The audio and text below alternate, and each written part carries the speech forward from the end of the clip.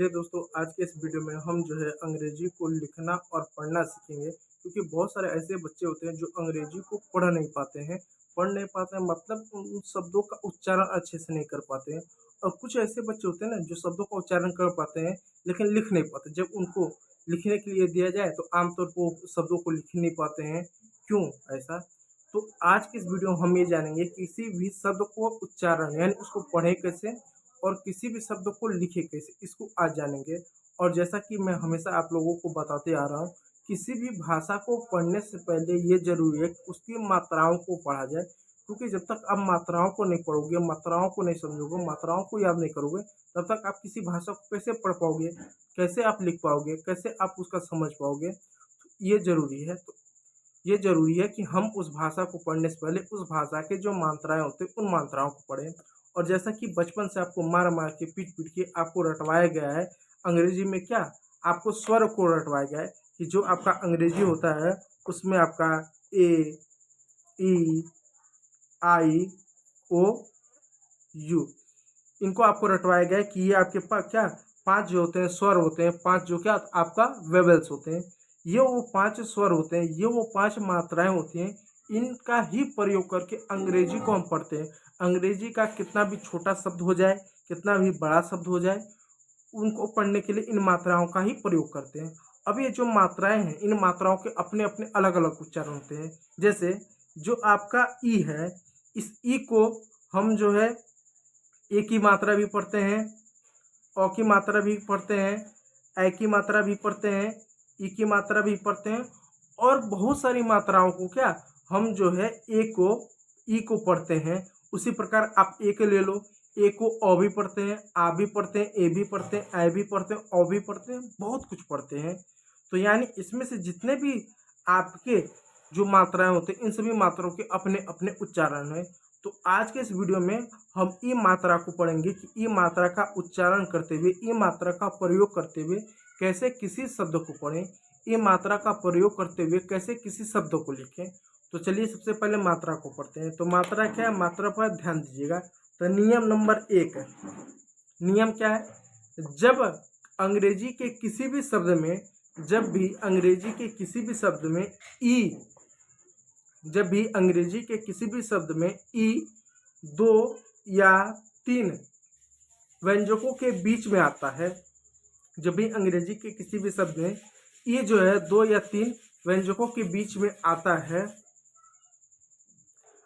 है तो इस ई का उच्चारण हम ए के मात्रा के रूप में करते हैं। व्यंजक तो आप जानते होंगे कि इन पांचों को छोड़ दिया जाए तो अंग्रेजी के जो 21 अन्य लेटर बचे उनको व्यंजन कहते हैं। तो जब भी ई 2 व्यंजकों के बीच में आता है तो वहां पर ई का उच्चारण ए के मात्रा के रूप में किया जाता है। अब कुछ एग्जाम्पल देते हैं। जैसे यहाँ पे देख सकते हैं, एक शब्द है गेट। तो जी क्या है? व्यंजक है, कॉन्सोनेंट है हमारा। टी क्या है? कॉन्सोनेंट है। लेकिन ई क्या है? स्वर है। तो हमने इसको गेट पढ़ा है, गाट नहीं पढ़ा है। जैसे जी का ग हो गया, टी का ट हो गया और इस ई का ए हो गया, ए की मात्रा आपका हो गया तो हो गया गेट। क्या हो गया? गेट। उसी प्रकार जे का ज हो गया, टी का ट हो गया और ई का ए हो गया जेट। फिर उसी प्रकार बेट, फिर इसी रूप में नेट, पेट, स्केच। अब स्केच क्या है? देखिए स्केच में ये जो टी सी एच अंग्रेजी में टी सी एच को हम च पढ़ते हैं। जब भी अंग्रेजी में आपको कहीं पर टी सी एच मिल जाए, टी सी एच मिल जाए तो उस टी सी एच को हमेशा हम च की मात्रा पढ़ेंगे। तो जैसे स हो गया, क स्केच, ठीक है, स्केच पढ़ेंगे, इसको च पढ़ेंगे स्केच। फिर सेट, वेट, ठीक है। ये वजन वेट वाला वेट नहीं है, जो कहते हैं ना 5 मिनट वेट, वो वेट की स्पेलिंग VAIT होगा, वो अलग है, ये दूसरा अलग है, ठीक है।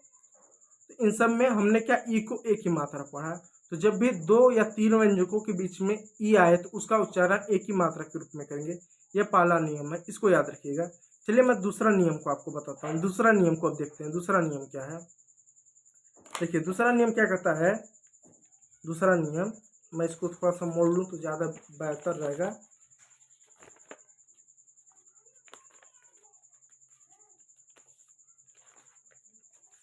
दूसरा नियम, दूसरा नियम क्या कहता है?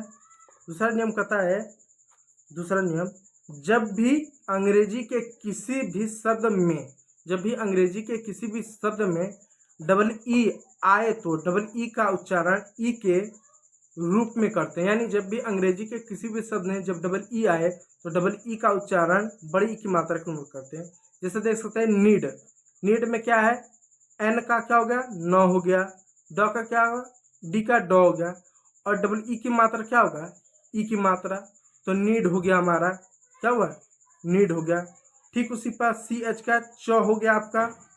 डबल ई का क्या हुआ? बड़ी ई की मात्रा हो गया। के का क्या हुआ? क हो गया। चिक हो गया। ठीक उसी प्रकार वीक हो गया। ये हफ्ते वाला वीक नहीं है, दूसरा वीक है। तो डब्लू का व हो गया। डबल ई का बड़ी की मात्रा हो गया। और के का क हो गया। वीक हो गया। ठीक उसी प्रकार फीड हो गया, मीट हो गया, डिप हो गया, फिर सीड हो गया, सीन हुआ, किप हुआ। इन आदि शब्दों में हमने बड़ी ई का उच्चारण किया क्योंकि डबल ई क्या हुआ? अंग्रेजी के शब्दों के बीच में जब भी किसी भी शब्द के बीच में डबल ई आए तो डबल ई का उच्चारण हमेशा बड़ी ई की मात्रा के रूप में करेंगे। उम्मीद करूंगा आपको ये वीडियो अच्छा लगा होगा, चीज़ें आपको समझ में आओगी। यदि चीज़ें समझ में आएगी तो वीडियो को लाइक कर दीजिएगा, चैनल को सब्सक्राइब कर लीजिएगा। यदि आप चैनल पर नए हैं, वीडियो देखने के लिए बहुत बहुत धन्यवाद।